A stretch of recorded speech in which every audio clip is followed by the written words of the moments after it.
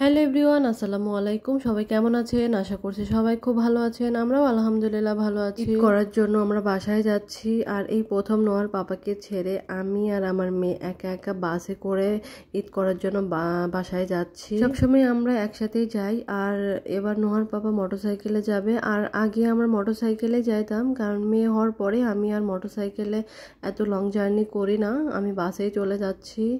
আর নোয়ার পাপা যাচ্ছে হচ্ছে মোটরসাইকেলে। আর এখন আমরা হচ্ছে যমুনা সেতু পার দিচ্ছি।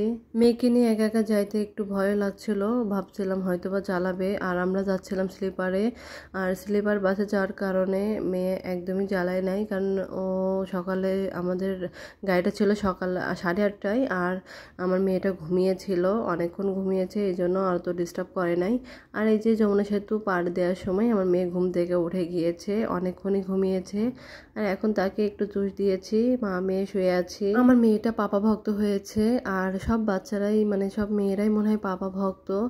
আর বারবারই বলতেছিলাম আমি পাপা কোথায়, পাপা কোথায়, আমি বলতেছি পাপা আসবে, তারপরে সে বারবারই বলে যাচ্ছে। আর এখানে একটু ঢং করতেছে। আর এইখানে ব্রেক টাইম দিয়েছে। প্রথমে ব্রেক টাইম দিতে চায়নি, কারণ রোজার মধ্যে ব্রেক টাইমে দরকার হয় না।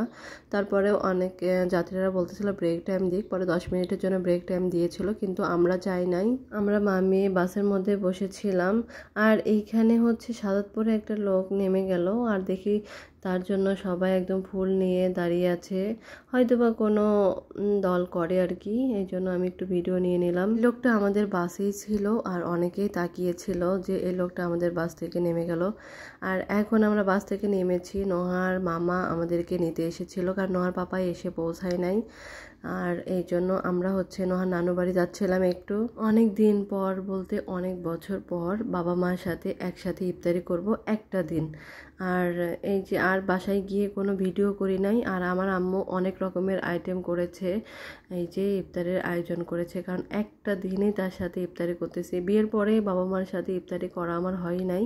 আর এই প্রথম অনেক বছর পরে তাদের সাথে ইফতারি করতেছিলাম, অনেক আনন্দও লাগতেছিল। বাবার বাড়িতে আসলে এমনিতেই মনটা ভালো হয়ে যায়, কোনো কাজের টেনশন থাকে না, কোনো কিছুরই টেনশন থাকে না, শুধু খাওয়া আর ঘুমাও। আর মায়ের হাতে এরকম মজার মজার খাবার হলে তো কথাই নাই।